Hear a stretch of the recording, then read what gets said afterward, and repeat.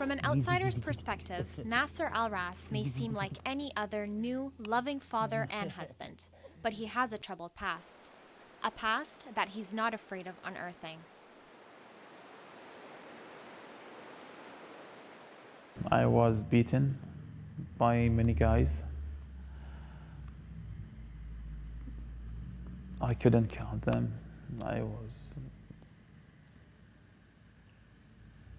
It's kind of hard to imagine, couldn't describe it.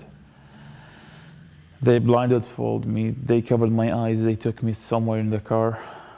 It was a big car, because I am big, I have a big body, and I could feel it. They took me somewhere, and they asked me to get off the car, and they shot live bullets at me to scare me.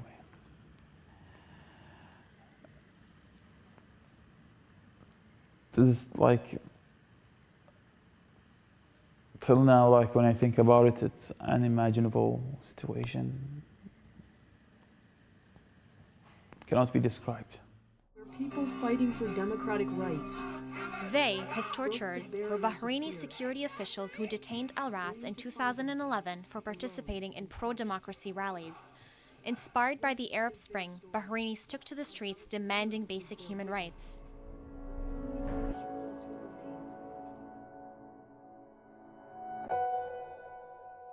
Till now, I don't have a reason why, a logical reason or justification why I was kidnapped, tortured, jailed, trialed for no reason. I took some pictures. I did post them online. I think that's the reason, but to ask me to be specific why you were jailed or why you were tortured, I don't know. I don't find any logical reason that I suffered. This humming is from the oxygen concentrator that al-Ras must always be attached to due to a critical heart condition. While imprisoned, guards targeted his health issues. I have problem with my heart. But when I was tortured, I was electrocuted a few times. My medication is a blood thinner. If I don't take blood thinners, I have a clot in my lungs.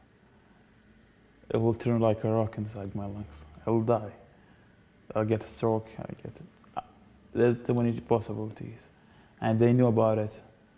They wouldn't let me have my medications.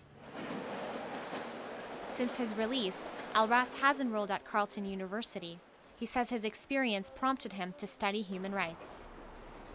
In his spare time, al-Ras takes to Twitter to promote human rights activism online. With more than 14,000 followers and 20,000 tweets, al-Ras has established a devoted following.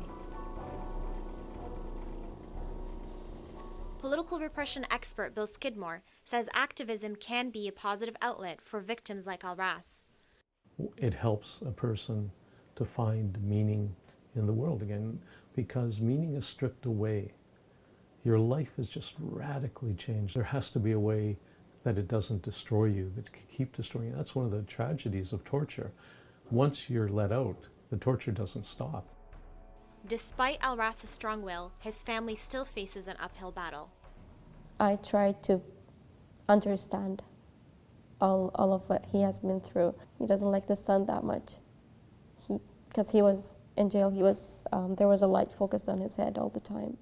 But al-Ras lives with no regrets. Now I have a result that I am a human rights activist. I am studying now here. I have a wife, I have a son. If you ask me if I could change time, would I do the same thing? I'll say definitely. I know I might risk my life. I know I have an oxygen tube in my nose. I know that I might need a heart transplant soon. It might be a heart-lung transplant soon. But I'll do it again. I'll do it without thinking. Without thinking.